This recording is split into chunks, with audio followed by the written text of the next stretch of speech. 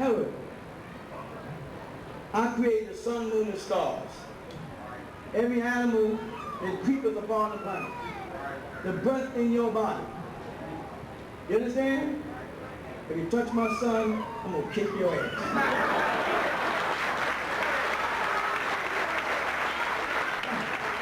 You may not like the way that sounds, but that's coming from the Wapo language, where we come from the heart and the head and not the bullshit. You ain't used to a reverend standing in front of you cursing, but you're going to have to live with that, because when that nigga leaves the pulpit and goes home, he curses at home. The only difference between me and him, if I get mad, I'm cursing at your ass in church.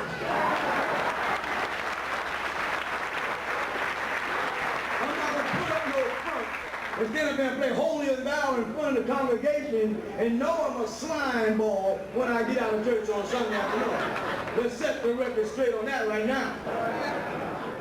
But the focus is on the power of your God. Your God could not stop Herod from killing his son on the spot. He had to send him on a vacation to Egypt until Herod died. Why couldn't your God have stopped Herod right there? Why couldn't he have removed the thought of killing Jesus out of his mind? Why couldn't he have made Herod disappear, and his father, and his father's father, and his father's father's father's father? Made Herod something that did not. Why was Herod born? Why was he bad? Why was he a ruler at that time? Why was he...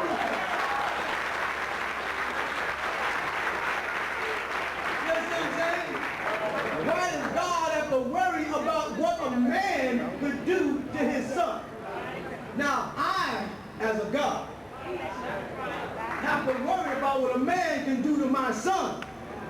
Because I'm not professing to be no omnipresent spirit flying over everything, and in everybody's kitchen, and everybody's bathroom, and everybody's bedroom, telling people what they should and should not do while I don't do shit for people.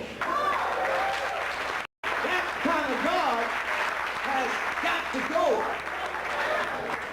And I'm going to talk to you about that kind of God, and I want you to put these shoes on for a minute, not these lugs.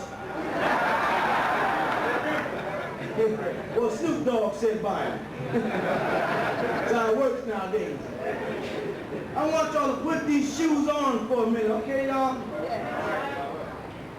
Let's imagine, and you know where I'm going to go after I get in a little bit. Let's imagine that you sent your daughter to school in a public system that you're paying for with your hard-earned tax, right? You dress your baby up in the morning, put a little grease on their face. Y'all all remember that, don't you? Why so much grease, Grandma? Give me that brown paper bag with that sandwich. Y'all remember that, don't you? Because in my day, we couldn't afford to go to restaurants. You know, we took lunch with us, mainly an egg sandwich. You know, that's not what I'm talking. Hey, so you send your little child to school, someone you raised to 7, 8, 9, or 10 years old, someone you love dearly. Don't you love your children? Someone you died for, wouldn't you? And not like God, who didn't die for his son, the son died for him. He got this shit backwards. Something wrong with his emotions. And all of a sudden you get a telephone call saying 2 little kids, one 11 and one 13, was hiding in the bushes in army fatigues. And another little kid, or supposedly kid, because they haven't said they found him yet, from a fire alarm, and all the kids came out to the yard, and your kid was there, and these kids were watching Arnold Schwarzenegger. Yeah, I mean, these kids that are watching them some more than fools. Rambo, Terminator, what's the little short one who plays tall? Van, he's tall. There's another little one. Anyway, and they called you Chuck Norris. There you go. You got this big stand on a box. Kicking up at people. Chuck Norris is the character anyway. And they tell you that your baby has been shot down dead in public school. You know what I mean? Because some kids went on a rampage while their parents repeatedly say on television, they're not crazy. We had no warning. We had no idea why they did this.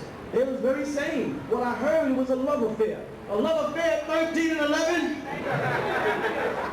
I know a puppy loving, do you love me, yes or no, but not to the point of army fatigues and an automatic rifle. Someone had to train you like that. Oh, you know what they say? And this is the saddest part. We never thought that would happen in a little town like ours. But in California, little babies are dropping every day. In Atlanta, little babies are dropping every day. Gang fights. Chicago, babies are dropping. New York, they're dropping. But they said, we never thought it would happen in a town like ours. The Reverend was trying to write something. They had one told me this morning. The Reverend in that little town in Arkansas. And he said, God does not desert you. That's what he said. That's his sermon about the death. I wish I could have got to him so I could say, was one of those kids yours? Because it's easy for you to say that shit, because you sitting up there in the church, you know, a faggot, unmarried,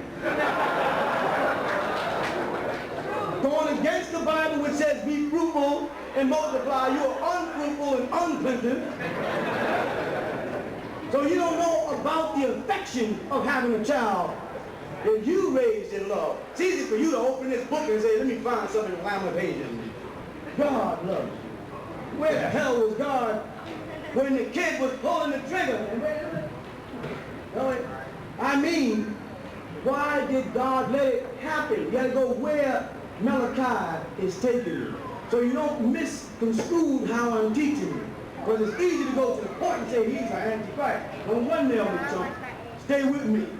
The point is, why would God allow that much sorrow, that much pain, that much hurt to innocent families in your quiet, nice neighborhood? Where apparently your statement meant it's all right when it happens to us. But to you, it's not supposed to happen. Why do God let things like that happen? Let's talk tornado. Let's talk flying babies. And I'm not talking about the one we talked about 2 weeks ago. We're now standing here 2 weeks later and we got a whole lot more of messing up people's lives on behalf of your God. Is it necessary? The question is, does God have the power to prevent the tornadoes? Can he direct the tornadoes? Send them away from the children. Okay? Why don't he send them down the strips where the prostitutes and pornography stores are and wipe that shit out? Why don't he send them to the neighborhoods where the crack houses are? And let the because you know a tornado can knock down, wipe out one house, pick up, and knock down again. Why ain't God? But I know some niggas that need to be tornadoes.